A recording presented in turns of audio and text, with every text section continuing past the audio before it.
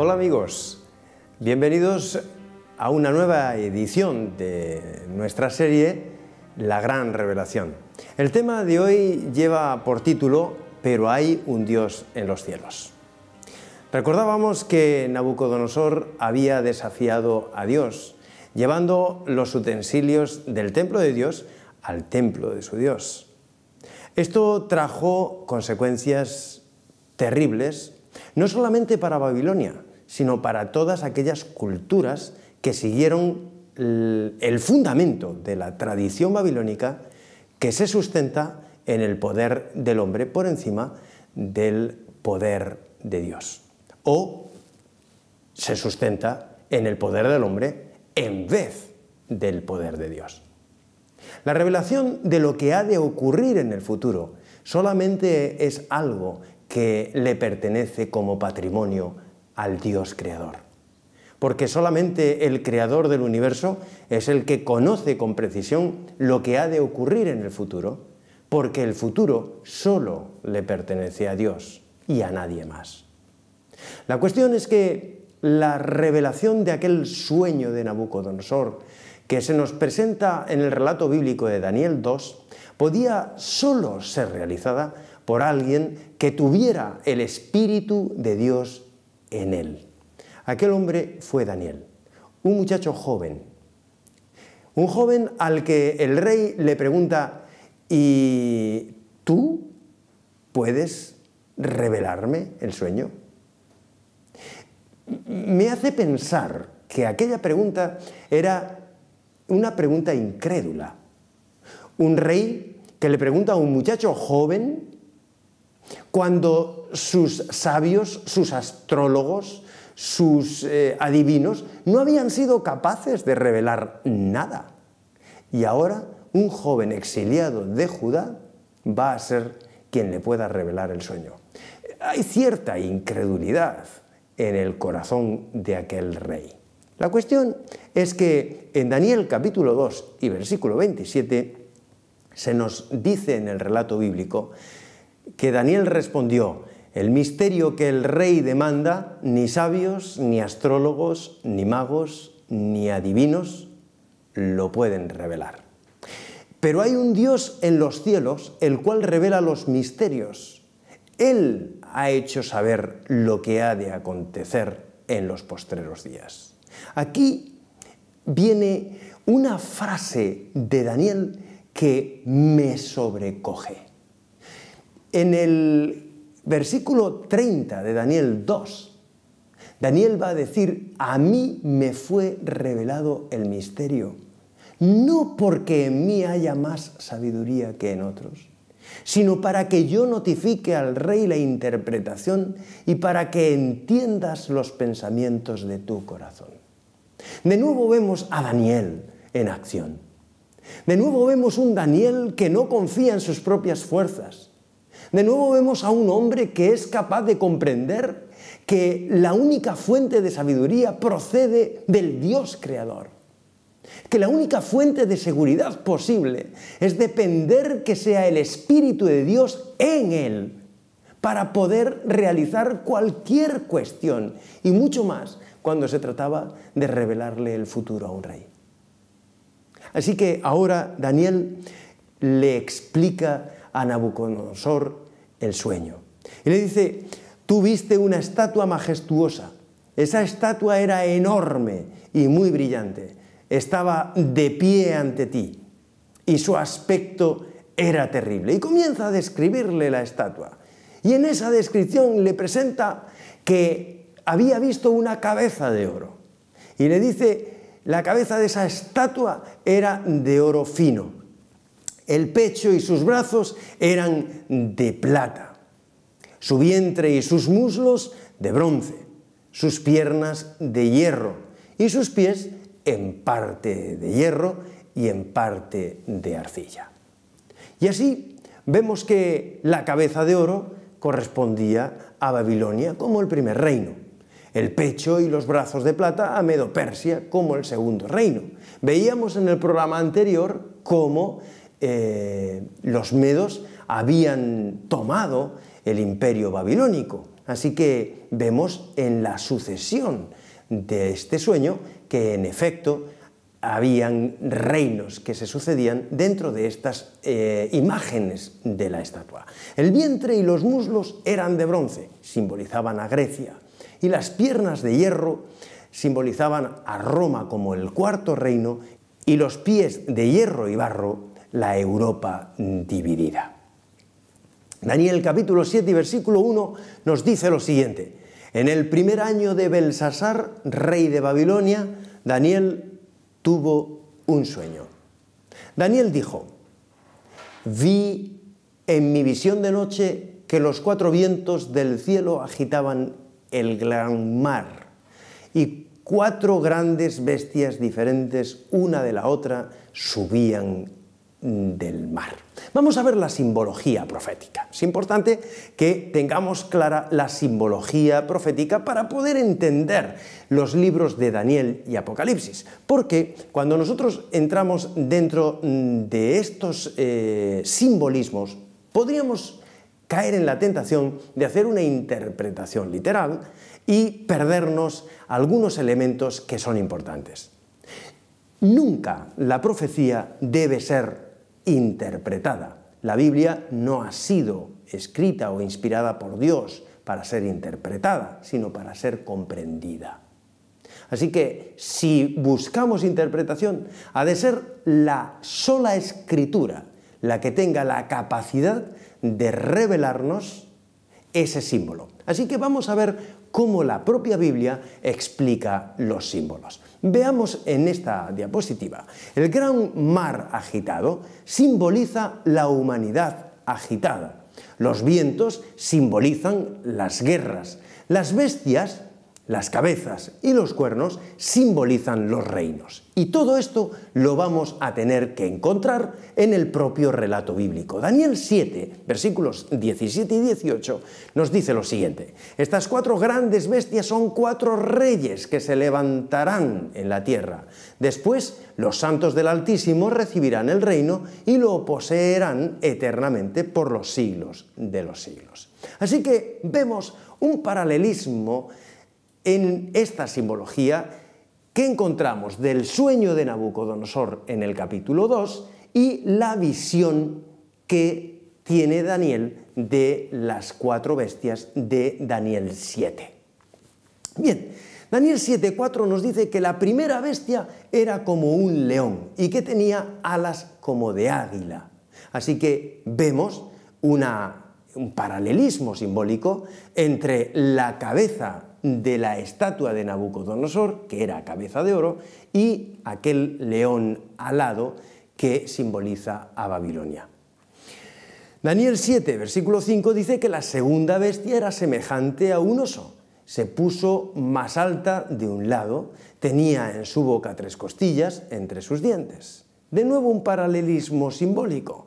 Vemos el pecho y los brazos de plata que se corresponden con ese oso que se alza más de un lado que de otro y que tiene 3 costillas en su boca.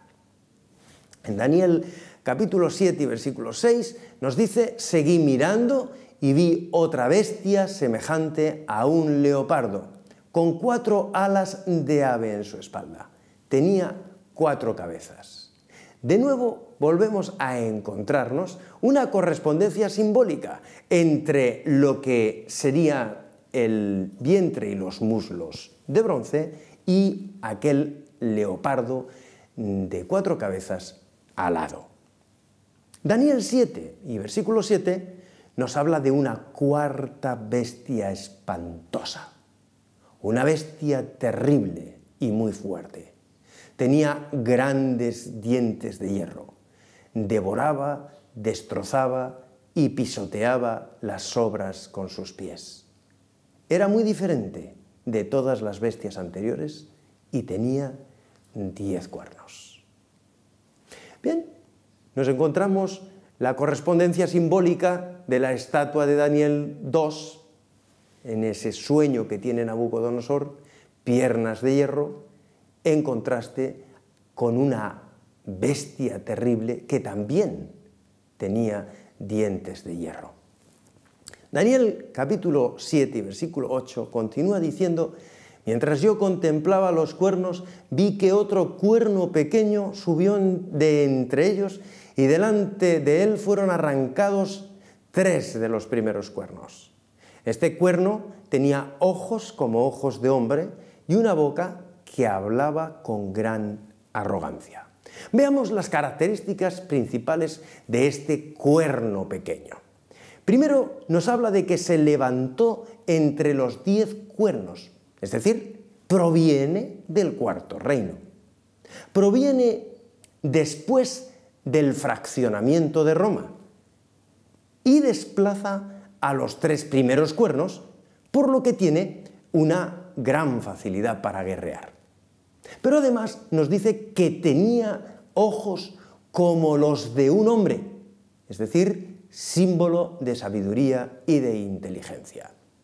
Si nosotros vamos al capítulo 2 de Daniel, al versículo 44, mientras Daniel le está interpretando el sueño al rey Nabucodonosor, nos encontramos con una declaración de Daniel. Dice: en los días de estos reyes, el Dios del cielo levantará un reino que nunca jamás será destruido, ni será entregado a otro pueblo. Desmenuzará y consumirá a todos aquellos reinos, y él permanecerá para siempre. Daniel 7, versículo 9, nos dice lo siguiente: mientras yo miraba, fueron puestos tronos, y un anciano de muchos días se sentó. Su vestido era blanco como la nieve, y el cabello de su cabeza como lana pura. Su trono llama de fuego, y sus ruedas como fuego ardiente. Por tanto, se trata de una profecía de las que denominaremos profecías apocalípticas. No se produce un solo evento o un juicio, sino se trata de toda una secuencia total de acontecimientos que comienzan en los mismos días de Daniel, se extienden sin interrupción hasta el establecimiento del reino de gloria que establece nuestro Dios creador. El término apocalíptico procede del griego apocalipsis, es decir, significa quitar el velo.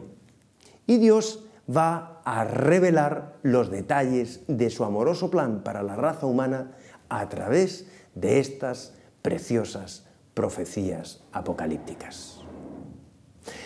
El proyecto del plan de salvación incluye por encima de cualquier situación aventurada lo que es el proyecto de Dios para que tú y yo podamos gozar con Dios por toda la eternidad.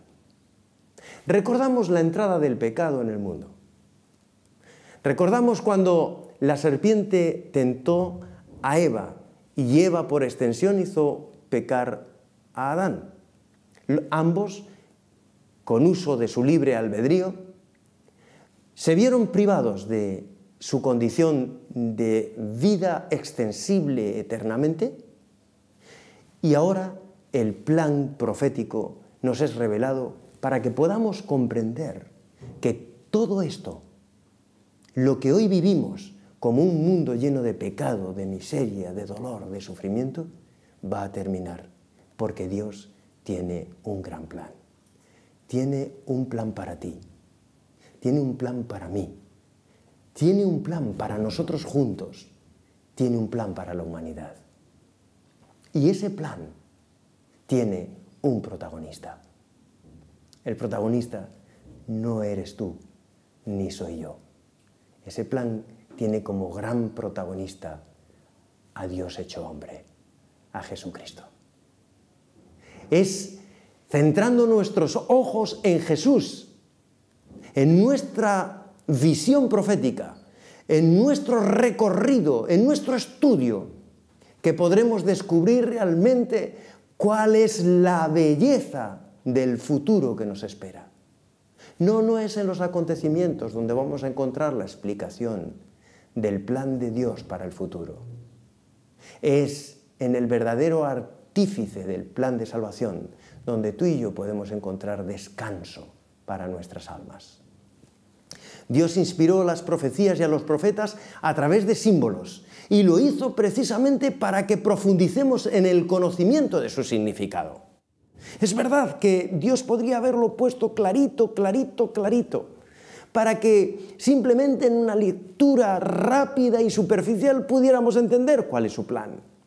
Pero el objetivo de Dios trasciende la superficialidad, porque Dios en la profecía lo que nos está presentando es algo de extrema trascendencia.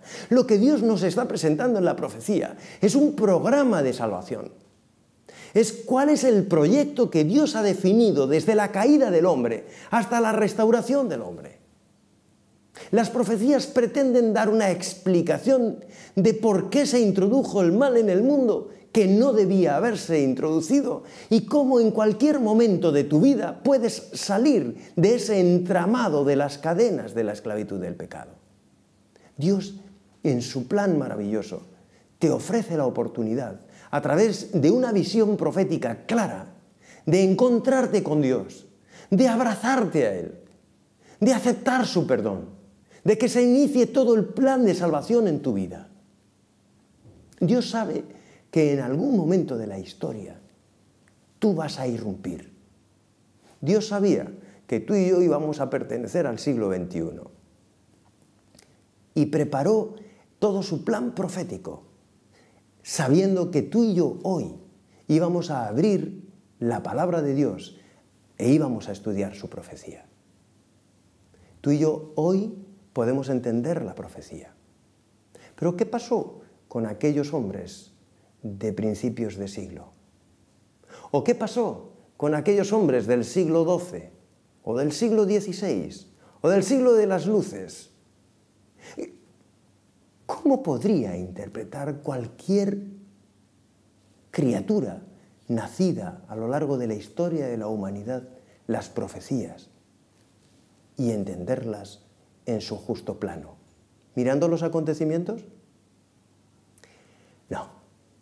La única opción posible para poder entender con claridad y con precisión la profecía es tener como punto central del plan de Dios no los acontecimientos o los reinos, sino el reino de Dios establecido en cualquiera de los momentos, pero no solamente a nivel histórico, sino el reino de Dios establecido en tu vida, en tu corazón. Cristo entronizado dentro de ti. El Espíritu de Dios en nosotros. La Biblia presenta una escatología cristológica. El estudio de los acontecimientos finales debe centrar nuestra atención en el verdadero protagonista de la historia, que es Cristo. Él es el centro de la Biblia. Él es el centro de la escatología bíblica.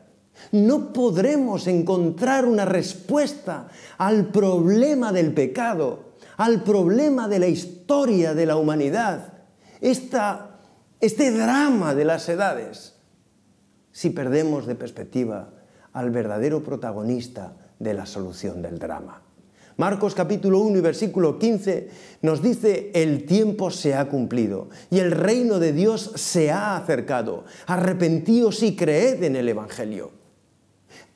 Claro, de nuevo podríamos llegar a sentirnos tentados a que la Biblia se contradice, porque en Daniel 2, en esa interpretación que Daniel le hace al rey Nabucodonosor, le dice que en el tiempo de estos reyes el Dios del cielo establecerá un reino. Y ahora Jesús dice: el reino ya está entre vosotros.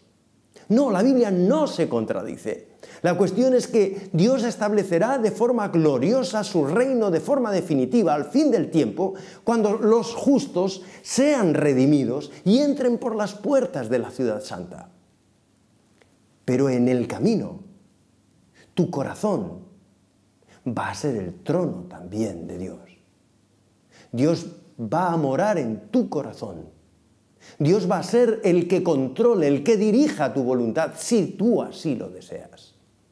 Porque va a respetar tu libre albedrío. Y en ese respeto del libre albedrío, cuando des entrada al poder del Espíritu Santo actuando dentro de ti, se producirán cosas maravillosas que te darán el poder del Rey de Reyes y Señor de Señores, gobernando tu vida, gobernando las intenciones de tu corazón y haciendo de ti una criatura que obedece al Dios Creador por consecuencia y no por condición. El poder de Dios dentro de ti. Lucas 4:21 dice, entonces empezó a decirles, hoy se ha cumplido esta escritura que acabáis de oír. Pero si yo por el Espíritu de Dios echo fuera a los demonios, ciertamente ha llegado a vosotros el reino de Dios. Si realmente tu vida se transforma en una vida poderosa, una vida que refleja el Espíritu de Dios, el reino de los cielos ya se ha establecido en tu corazón, en el plano, en la dimensión de la gracia. El reino de Dios ya está entre nosotros. No solo se trata de algo que tenemos que esperar, es una realidad presente, es una verdad presente también para tu vida. Solamente tienes que aceptar que Cristo sea el presidente, el Rey de Reyes, el que gobierne tu corazón. ¿Sabes? En todo corazón hay una cruz y un trono. Cuando Cristo está en la cruz, el hombre está en el trono. Pero no te olvides que si Cristo está en el trono de tu corazón, tú serás el que esté en la cruz. Es por esta razón que en Lucas 17:21 Jesús nos dice con claridad, he aquí el reino de Dios está entre vosotros.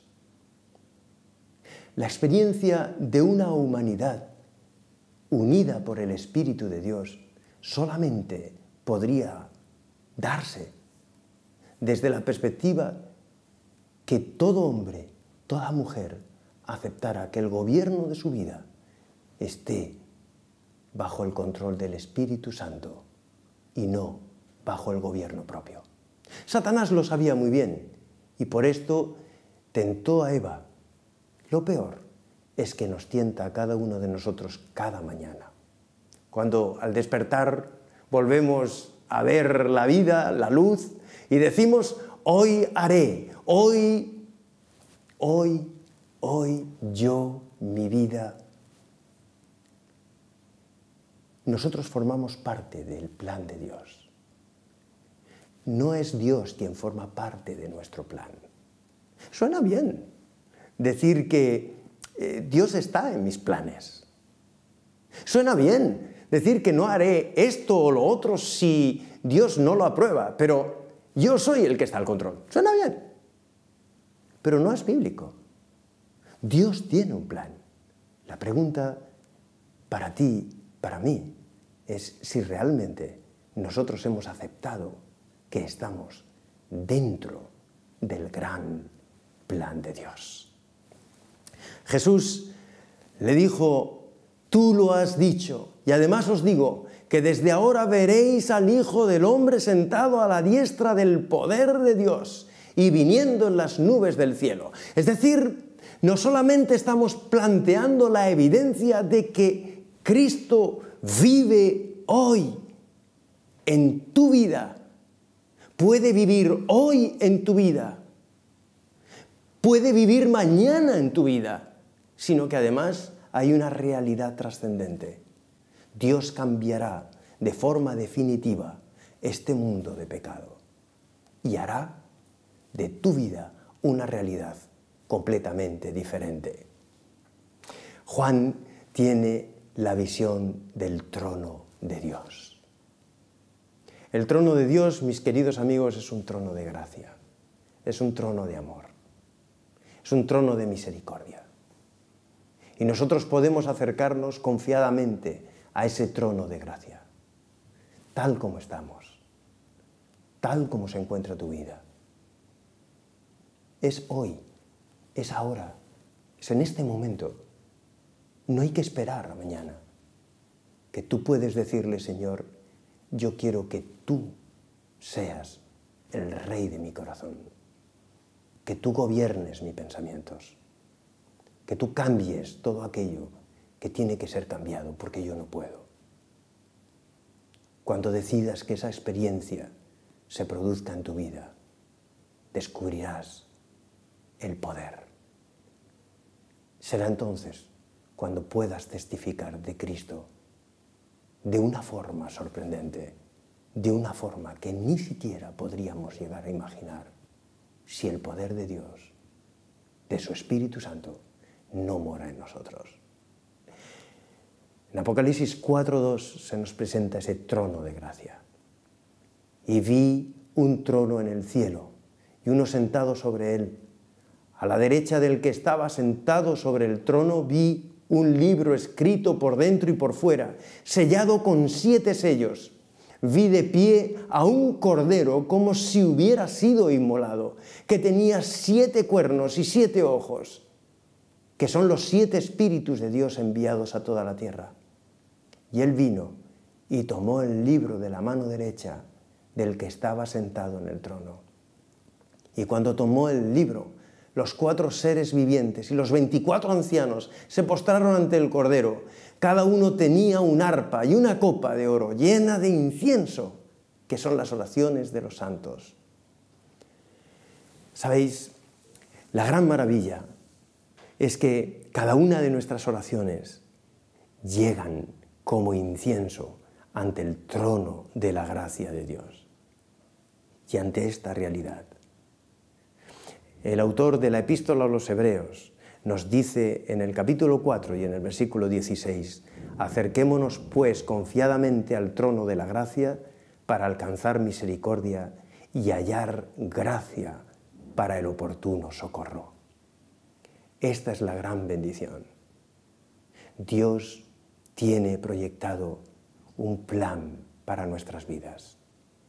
Es verdad, reinaremos por la eternidad, sin más dolor, sin más sufrimiento, sin más llanto, sin más muerte. Eso corresponde al futuro.